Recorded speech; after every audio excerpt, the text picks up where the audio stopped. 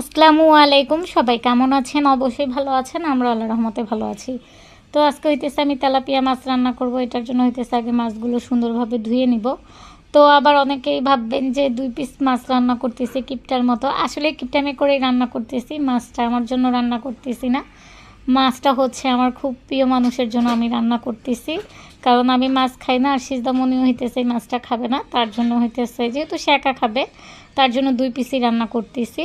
তো সবার আগে হইতেছে মাছগুলো ভালোভাবে লবণ দিয়ে ধুয়ে নিব, তারপরে ভেজে নিব। আমি সবসময় হইতেছে মাছ লেবু দিয়ে আর হইতেছে লবণ দিয়ে ভালোভাবে ধুয়ে নেই। অবশ্য সব মাছ কিন্তু লেবু আর হইতেছে লবণ দিয়ে ধুই না। দেখা যায় কিছু কিছু মাছ আছে ওগুলা কিন্তু ধোয়ার পরেও গন্ধ থাকে, যেরকম হইতেছে কই মাছ, তারপর হইতেছে তেলাপিয়া মাছ, আরও অনেক ধরনের মাছ আছে। আর আমি সব মাছের নাম জানি, কিন্তু সব মাছ এমনভাবে দেখা যায় চিনি না। তো কিছু কিছু মাছের ক্ষেত্রে দেখা যায় একটু গন্ধ থাকে। তো ওইটা একটু লেবু দিয়ে আর হইতেছে লবণ দিয়ে ধুয়ে নিলে গন্ধটা থাকে না। তার জন্য গতকালকে হইতেছে তেলাপিয়া মাছ না, গতকালকে হইতেছে কই মাছ রান্না করছিলাম। তো এটার ভিডিও করা হয় নাই। আর কালকে আজকে কয়দিন ধরে আম্মুর শরীর অনেক খারাপ। তো দেখা যায় মন মানসিকতা ভালো না। গতকালকে আমি কোনো ভিডিও দেইনি। মনে হয় একটা শর্ট ভিডিও দিয়েছিলাম আর একটা না দুইটা জানি পোস্ট করেছিলাম, সঠিক খেয়াল নাই। আসলে আম্মু যখন অসুস্থ থাকে তখন আমার কিছুই ভালো লাগে না। কি আর ভিডিও করব, দেখা যায় তখন মন মানসিকতা এতই খারাপ থাকে, তখন আর কিছুই ভালো লাগে না। এরপরেই তো সিজদামণিকে নিয়েও ব্যস্ত থাকি সারাদিন। দেখা যায় তাকে স্কুলে দিয়ে আসি, আবার আরবি পড়তে দিয়ে আসি, বাংলা পড়তে দিয়ে আসি। তারপরে এই যে আবার রান্না করা লাগে পছন্দের মানুষের জন্য। এই আর কি, সব কিছু মিলিয়ে ঝিলিয়ে হচ্ছে জীবন আর কি। তো দেখা যায় সিজদামণি যখন সে বলে তাকে আমি তার পছন্দের মতো কোনো খাবার বানিয়ে দিব। আসলে আমরা আমাদের সবার ক্ষেত্রেই কিন্তু একটা জিনিস আছে, আমাদের অনেক পছন্দের মানুষগুলো যখন কিছু খেতে যায়, সেটা হোক বাবা মা স্বামী সন্তান, সে যেই হোক না কেন, তখন কিন্তু আমাদের হাজার কষ্ট হইল আমরা রান্না করে দেই। আর আমার সব কিছু ভালো লাগে রান্না করতে, না ভালো লাগে, কিন্তু আমার কষ্ট লাগে কেন জানি। আমার সব থেকে কষ্টের কাজই মনে হয় কি রান্না। এই রান্না করতে গেলে অনেক কিছু কিন্তু নষ্ট হয়, এটা সেটা হাবিজাবি সব কিছু মিলিয়েই তো আর কি হয়।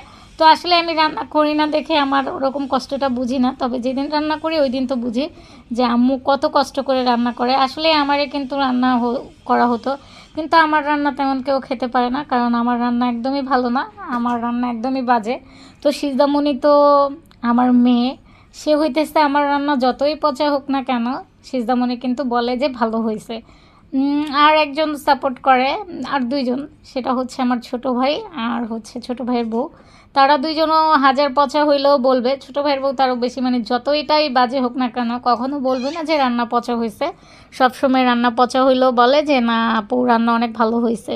তো আমি তো ভালো করেই জানি আমি যে কতটুকু ভালো রান্না করি, এই আর কি।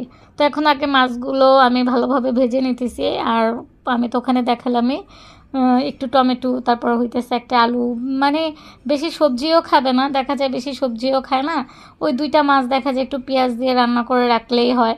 আবার ডাল থাকলে ডালও খাবে না। গতকালকে হইতেছে ডালও রান্না করছিলাম, তো ডালও খাওয়া হয় নাই। ডাল একদম পুরা দেখি নষ্ট হয়ে গেছে। তরকারিও ছিল, এটার জন্য আরও বেশি কম কম করে রান্না করি। আর আমাদেরও বাসায় দেখা যায় কি ওরকম কেউ কারোই খাওয়ার প্রতি এরকম কোনো ইয়ে নাই। সিজদামণি মাঝে সাঝে একটু আবদার করবে, সে এটা খাবে ওইটা খাবে, একটু বলবে যে মা আমাকে রান্না করে দাও, তখন সিজদামণির আবদার মেটানোর জন্য আমি একটু রান্না করি। এছাড়া সব কিছু আম্মুই রান্না করে, সবসময় আম্মু রান্না করে। আর আম্মুর রান্না তো অনেক মজার, যেহেতু আম্মু অসুস্থ, আম্মু তো আর এখন রান্না করতে পারতেছে না। তারপরও আম্মু উঠে যায়, বলে যে না তুই রান্না করতে পারবি না, আমি রান্না করি। আসলে মা তো মাই, মার মতো তুলনা কারো হয় না। মা পৃথিবীতে কি বলবো, মহান আল্লাহ তাআলার দেয়া সব থেকে বড় নেয়ামত হচ্ছে মা, আমার মনে হয়। তো আমি আমার আম্মুকে অনেক ভালোবাসি, আমার অনেক ভিডিওতেই বলি। আবার আমি আমার আম্মুর সাথে ঝগড়াও করি, বেশি প্রচুর ঝগড়া করি। আমার লাইফে সব থেকে মানে ঝগড়াও আমার আম্মুর সাথে হয়েছে। আবার আমি আমার আম্মুকে অনেক ভালোবাসি, এই আর কি। তো এখানে কথা বলতে বলতে কিন্তু আমার রান্নাও হয়ে যাইতেছে, দেখতেই তো পারতেছেন। কোনো রকম আর কি রান্না করতেছি। তত ভালো যেহেতু রান্না করতে পারি না, তারপরও চেষ্টা করি একটু ভালো মতো রান্না করতে। তো জানি না মোটামুটি কেমন হয়। দেখা যায় হয়তো বা লবণ কম হবে, বা হলুদ মরিচ বেশি হবে, বা তেল বেশি হবে, এরকমই। আসলেই দেখা যাবে কি এক টাইমে মানে দীর্ঘ সময় রান্না করতে করতে সব কিছু ঠিকঠাক হয়ে যাবে।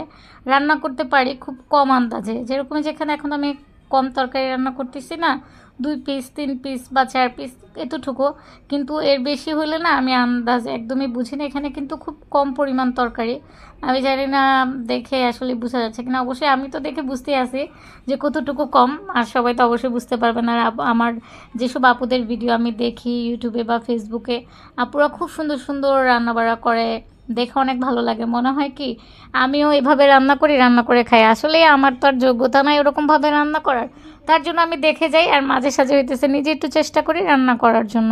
তো যতটুকু পারি ততটুকু চেষ্টা করি। জানি না আমার রান্না কার কাছে কেমন লাগে, তারপরও রান্না করি আর কি। সবাই আমার জন্য দোয়া করবেন এবং আমার আম্মুর জন্য বেশি করে দোয়া করবেন। আমার আম্মু যেন দ্রুত সুস্থ হয়ে যায়। আগামীকালকে সকালে আবার আম্মুকে নিয়ে হসপিটালে যেতে হবে। ডাক্তার আম্মুর কিছু টেস্ট দিছে, ওগুলো করাইতে হবে। এর মধ্যে আম্মু আবার 2টা মাড়ির দাঁত ফালাইছে, প্রচুর আম্মুর দাঁতে ব্যথা, মাথা ব্যথা, বুকে ব্যথা, সব কিছু নিয়ে আম্মুর শরীরটা একদমই খারাপ। তো সবাই আমার আম্মুর জন্য দোয়া করবেন, আমার আম্মু যেন সুস্থ থাকে। আসলে আম্মু অসুস্থ থাকলে আমার আর কিছুই ভালো লাগে না, পুরো পৃথিবীটাই অন্ধকার মনে হয়। তার জন্য গতকালকে আমি ভিডিও দেইনি, মন মানসিকতা ভালো না, কি আর ভিডিও করব। এই তো যখন যেটা পারি চেষ্টা করি একটু শেয়ার করার জন্য। আর আমার ফেসবুকের ড্যাশবোর্ডের অবস্থা একদমই খারাপ, পুরো লাল হয়ে গেছে। জানি না আজও কখনো আবার সবুজ হবে কি না। সবাই একটু দোয়া করবেন, একটু সাপোর্ট করবেন। আমিও যখন পারি ইনশাল্লাহ সবার পরিবারে চলে যাই। ইদানিকে একটু কম সময় দিতে পারি যেহেতু, তো আমি বলি সবাইকে আমার আম্মু অসুস্থ, এমনভাবে আমি সময় দিতে পারতেছি, কারো লাইভেও যেতে পারতেছি না। আসলে কেউ কারো পাশে থাকলে এখন আর অন্য কেউ সময় দেয় না, আমি এই যে নিজেকে দিয়েই বুঝতেছি। তো আমার আজকের ভিডিওটা এতটুকুই ছিল, সেই পর্যন্ত সবাই ভালো থাকুন, সুস্থ থাকুন, আল্লাহ।